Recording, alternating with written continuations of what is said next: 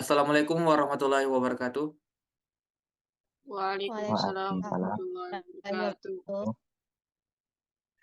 Perkenalkan kami dari kelompok 5, yang dimana pada video kali ini kami akan membawakan materi tentang elemen dasar mengajar.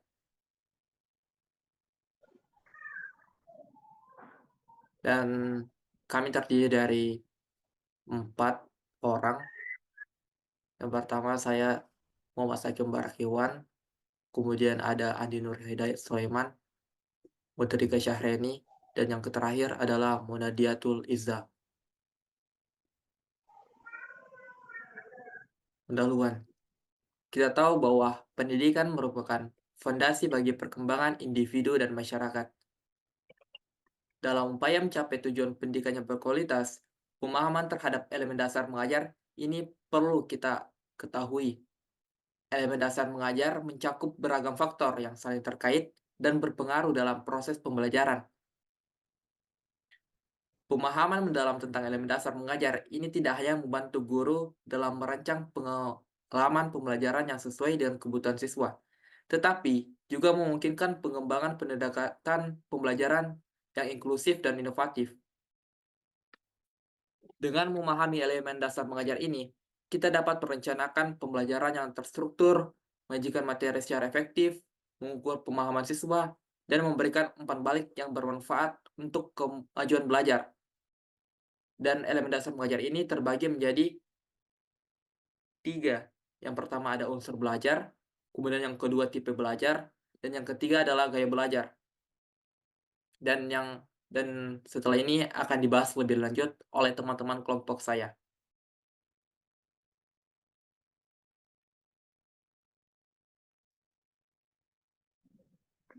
Baik, terima kasih atas moderator yang telah memberikan saya kesempatan menjelaskan materi saya. Saya akan menjelaskan unsur belajar. Nah, pembelajaran adalah proses kompleks yang melibatkan berbagai unsur.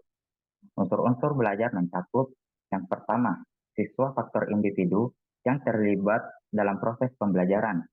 Setiap siswa memiliki latar belakang, minat, dan kebutuhan yang berbeda.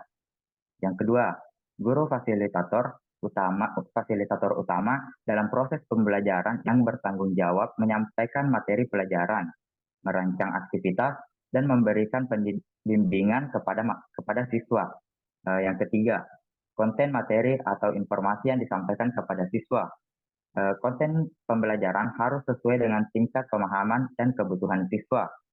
Nah, yang keempat, konteks konteks pembelajaran lingkungan di mana pembelajaran terjadi, termasuk ruang kelas, teknologi yang digunakan, dan faktor-faktor eksternal lainnya yang memengaruhi proses pembelajaran. Baik, mungkin itu saja yang dapat saya sampaikan. Selanjutnya saya kembalikan kepada moderator. Baik, terima kasih kepada saudara Andi Nur Hidayat telah memaparkan materinya. Selanjutnya saya persilakan kepada pemateri selanjutnya.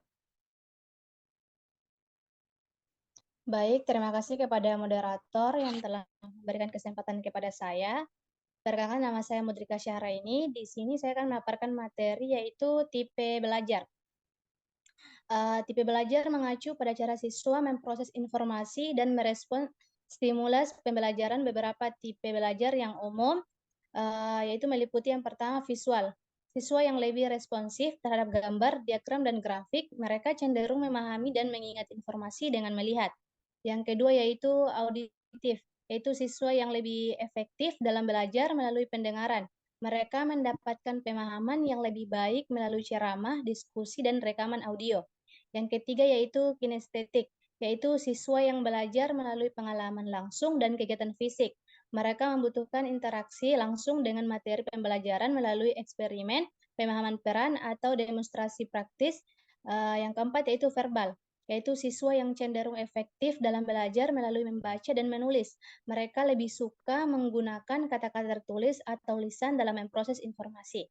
Baik, itulah materi saya kembalikan kepada moderator. Baik, terima kasih kepada saudari Mudrika yang telah membawakan materi tentang tipe belajar. Untuk selanjutnya, pemateri terakhir, yang akan membawakan materi tentang gaya belajar. Kepada saudari, saya persilahkan. Baik, sebelumnya perkenalkan nama saya Munadiatul Izzah. Saya akan membacakan materi gaya belajar. Gaya belajar mengacu pada preferensi individu dalam menyerap dan memproses informasi. Beberapa gaya belajar yang umum mencakup yang pertama visual, yaitu siswa yang suka menggunakan gambar, diagram, dan grafik untuk memahami konsep. Mereka cenderung menginginkan papan tulis yang jelas dan visual yang menarik.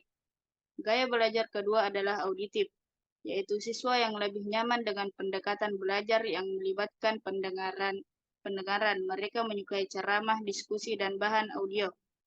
Gaya belajar ketiga yaitu berpikir analitis, yaitu siswa yang cenderung memecah masalah menjadi bagian-bagian kecil dan menganalisis setiap bagian dengan cermat sebelum mencapai pemahaman keseluruhan.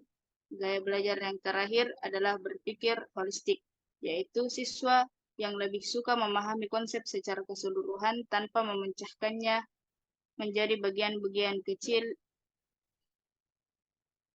yang mereka melihat gambaran besar dan menghubungkan berbagai informasi untuk memahami konsep secara menyeluruh. Baik, itulah penyampaian dari saya kembalikan kepada moderator. Terima kasih kepada saudari Munadiatul telah membawakan materi gaya belajar. Nah, dari hal yang telah disampaikan oleh semua pemateri, kita dapat menyimpulkan bahwa pemahaman tentang unsur, tipe, dan gaya belajar menjadi kunci bagi para pendidik untuk merancang pengalaman pembelajaran yang efektif dan inklusif. Dengan memperhatikan perbedaan individual dalam cara siswa belajar, guru dapat menciptakan lingkungan pembelajaran yang mempromosikan pemahaman yang mendalam dan pertumbuhan akademik yang optimal bagi semua siswa.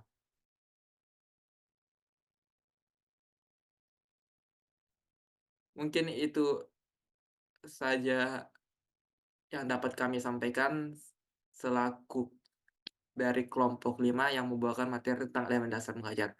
Mohon maaf bila ada kata yang tidak berkenan atau menyinggung. Sekian, wassalamualaikum warahmatullahi wabarakatuh. Waalaikumsalam warahmatullahi wabarakatuh.